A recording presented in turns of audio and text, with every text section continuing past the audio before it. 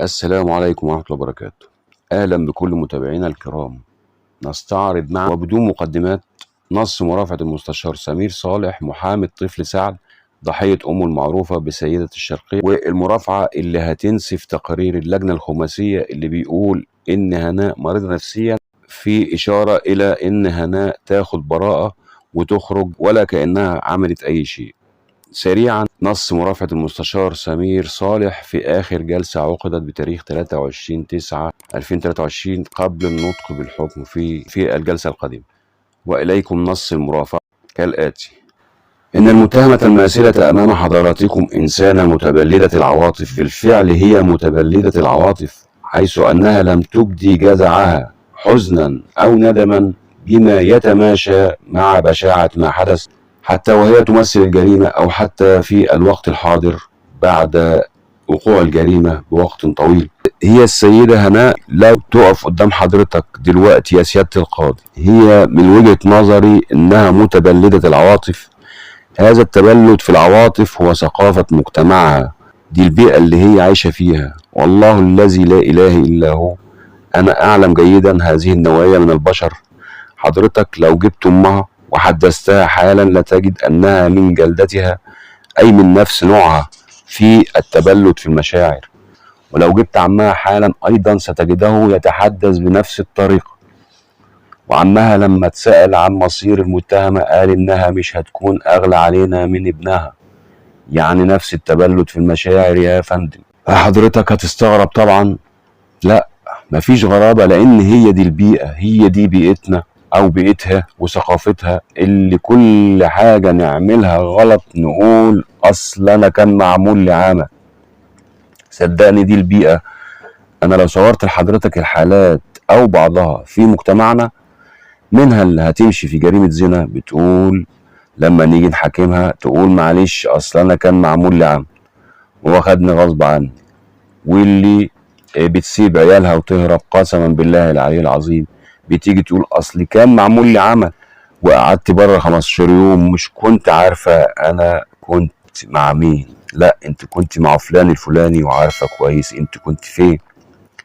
لكن هي دي ثقافتنا وهي دي بيئتنا، وهذا لا يعفي من المسؤوليه، مسؤوليه الجريمه، بل يغلظها، وخصوصا انها جريمه طامه بشعه. حضرتك يا سيادة القاضي بكل قلب مرير وسرير تسأل المتهمة انت بعد ما قتلتيه ليه سلختيه؟ ليه؟ طيب ما صعبش عليكي؟ لا، هي نوعيتها كده، قلبها كده، تقول لك اللي هيعمل الاولانية هيعمل التانية، فمش فارقة بقى اي حاجة تعملها تاني في الولد، عشان هي بيئتها كده اللي احنا عايشين فيها او اللي هي عايشة فيها. يا ساتر يا رب، يا ساتر يا رب. لما حضرتك كنت بتسألها أنا كنت خايف إنها تكمل لما بتقول أنا فتحت النور والولد صحي من النوم، يعني قبل ما تخبطه كان الولد صاحي. الله يلعن أبو الظروف اللي وضعتنا في هذه الحالة. خبطته إزاي؟ ولو مجنونة مش هتخبطه، ولو مريضة نفسيا هتبص في عينيها والواد هيبص في عينيه وهيفوقها من اللي هي فيه، اللي هو الجن اللي احنا ماشيين وراه وعاملينه شماعتنا في كل اللي بنعمله. بتقول لما انا فتحت النور الولد صحي وانهالت عليه بالضرب بايد الفاس. تعني طبعا الولد الطفل الصغير الذي سيحاسبكم يوم القيامة يا سيادة القاضي. اين حق؟ لما تركتم حق؟ ونحن نسأل لما ضربتيه بهذه الكيفية؟ لما سلختيه بهذه الكيفية؟ أين رحمتك يا امرأة؟ أين فطرتك يا امرأة؟ أين فطرتك ورحمتك يا أم سعد؟ ونيجي بقى نتحارب ونتناقش ونقول يا ترى مجنونة يا عيني، يا ترى كانت في حالة نفسية مش حلوة يا عيني. يا عيني إيه؟ يا عيني إيه؟ العقل إن إحنا لما ربنا خلقنا عرفناه بالعقل. انتوا بتقولوا إيه؟ اللجنة دي بتقول لك إيه؟ اللجنة دي بتقول بالمناظرة، بتقول في سطرين جمال كده زي ما حضرتك بتقول بالظبط وتحط علامات استفهام. حضرتك يا سيادة القاضي لك الحق أن تستفسر مني ومنها ومن اللي انت عايزه عشان تقضي قضاءك الذي ستحاسب عليه أمام الله. إنما اللجنة بتصدر لك، المقصود طبعا باللجنة الخماسية الجميلة دي بتصدر لمعاليكم ان هي بتستغرب من اللي حصل. بتقول ان الاضطراب العقلي هو التفسير الوحيد. هي سيادة القاضي بتقول زي انا وزي العامل وزي الاستاذ وزي الناس في الشارع، بتقول انا مش ليا تفسير في ال5 ساعات دول الا ان الاضطراب العقلي هو التفسير الوحيد. ليه طبعا لغرابة هذا الجرم وشذوذه. فكيف لأم أن تقتل ابنها وتقطعه وتحط علامة استفهام وتمزقه وتحط علامة استفهام؟ يا راجل هو احنا جايبينك ليه؟ عشان تحط لنا علامات استفهام؟ ولما تسأل اللجنة يقول لك اصل احنا كتبناها في اخر التقرير ان هي مريضة او كانت مريضة وقت ارتكاب الحادث. طبعا حضرتك يا سيادة القاضي افصح مني وادرى مني 30,000 مرة. لما سألها وكيل النائب العام سأل اللجنة، فالرد كان اصل احنا كتبناها في اخر التقرير. ما هو يا فندم اخر التقرير زي اول التقرير، انتوا كتبتوها ليه؟ رابعا في تقرير اللجنة الخماسية بتقول بالفحص العقلي، بتقول اللجنة في تفسيرها بفحص صورة الدم في الكلى والكبد وجدناه في الحدود الطبيعية، ورسم المخ بالكهرباء لم يرصد اي اختلال. تصوير الرنين المغناطيسي اللي احنا عايزين نعرف اين هذا الرنين المغناطيسي، حضرتك هات الرنين واسألوا عليه وهاتوا صورته، هتجد الرنين المغناطيسي اللي اللجنة اللي عملته في العيادة الخارجية باطل باطل باطل. وعلى فكرة هقدم لحضرتك دلوقتي دليل بيقول لك بيخطأ بالتأثير اللي حواليه الرنين المغناطيسي. لو حد معدي من جنبه، لو في جنبه حديدة، لو أي تشويش أو تأثير عليه، بتكون النتيجة غير سليمة. وبعدين انت فاتح العيادة الخارجية دي علشان فحص سريع، عشان واحد جاي تعبان، واحد جاي من الشارع يقول لك والنبي انا حسيت بشد عضلي في الشارع. يعني مش مناسب نهائيا لحالة المتهمة. ما تروح بالمتهمة يا فندم تحت اي اجهزة حديثة وخلي عندك ضمير. ما ينفعش التصوير المغناطيسي يتعمل في العيادة الخارجية بأي حال من الأحوال، وعلى مسؤولية الكلام ده وعلى استعداد ادفع عمره كله لو بحثتم ولقيتم ان ده ينفع يتم في العياده الخارجيه.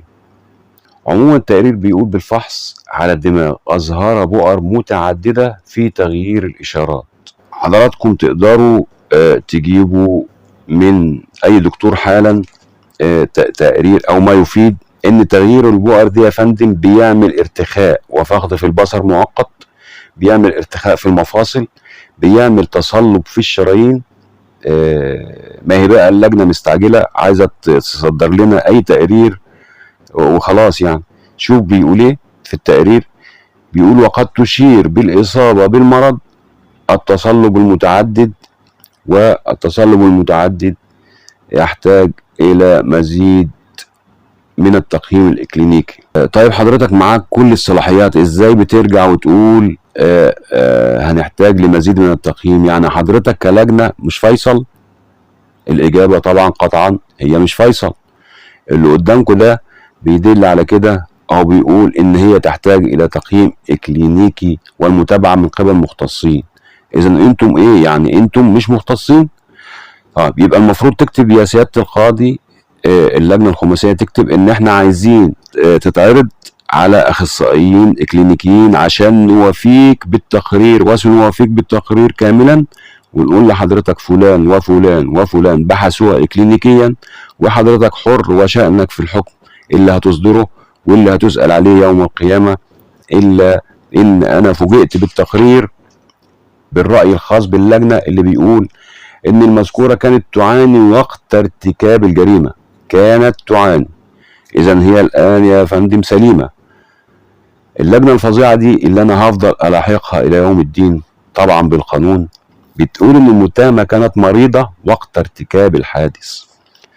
لو حضرتك فسرت بعلمك وباللغات كلها وبخبرتك وفطنتك وبقلبك السليم أنت والسادة الأجلاء الأعضاء، هتلاقي إن كانت دي فعل ماضي، حتى ما قالتش إنها كانت وما زالت تعاني، علشان حتى لما نيجي ندعها في مصحة ندعها. إنما كده كانت، يبقى إذن عليك أن تعطيها البراءة وتروح بيتها اللي هي قتلت فيه الولد. كلام لا يعقل نهائيا يا سيادة القاضي. إلى هنا نكتفي بهذا القدر من مرافعة المستشار الكبير سمير صالح، ونستكمل باقي المرافعة في فيديو لاحق. وأخيرا أتمنى وأرجو من حضرتك لو وصلت معنا لنهاية الفيديو الاشتراك بالقناة وتفعيل زر الجرس ليصلك الجديد لدينا والإعجاب بالفيديو. شكرا للمتابعة، والسلام عليكم ورحمة الله وبركاته.